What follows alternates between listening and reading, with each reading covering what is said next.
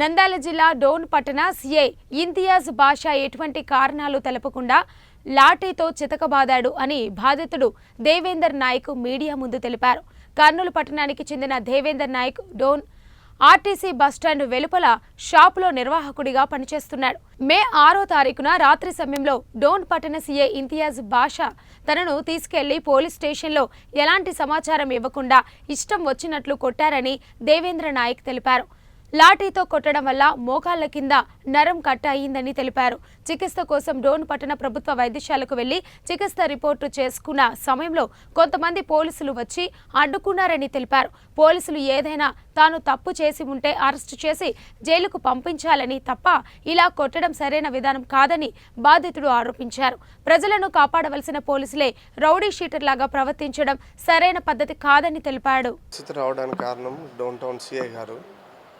నిష్కారణంగా నాకు ఎటువంటి కారణం లేకుండా స్టేషన్ తీసుకుపోయి గొడ్డును బాదినాడు. నా కాళ్ళు లిగమెంట్ నరం కట్ అయిపోయింది. కాళ్ళ ఎముకలు పనిచేయడం లేదు. నాకు నడచడానికి చేత కావడం లేదు. ఈరోజు మళ్ళీ మా అన్నోళ్ళు వచ్చినారు. ఈరోజు వరకు నన్ను చూడడానికి రాలే. వాళ్ళు రాజుగా వాళ్ళతో ఉండు అని అడగడానికి వస్తారు. ఒకవేళ చనిపోతే కూడా వీళ్ళు అంతే కదా చేసేది. ఇలా అన్నదమ్ములు అంటారా? నిష్కారణంగా ఆ కారణం ఇప్పటికీ నాకు అర్థం కాలేదు. ఈ రోజుకి నాకు తెలియదు.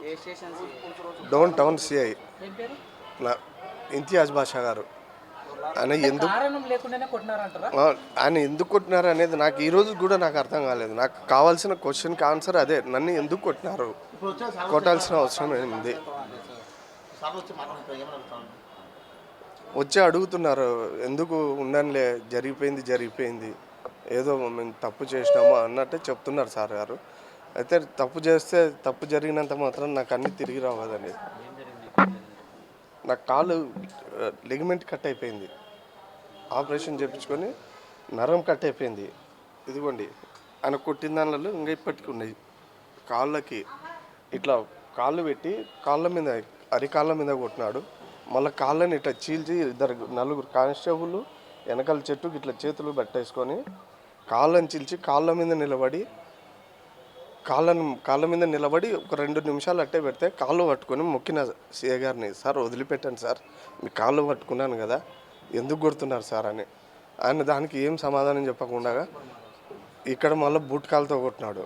బూట్ కాలుతో కొడితే 3 రోజులు రక్తం వచ్చింది నోట్లో నుంచి, బ్లడ్ మోషన్స్ వచ్చినాయి.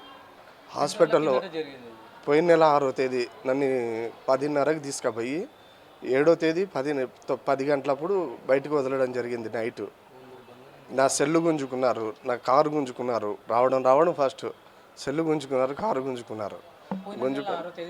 పోయిన నెల 6వ తేదీ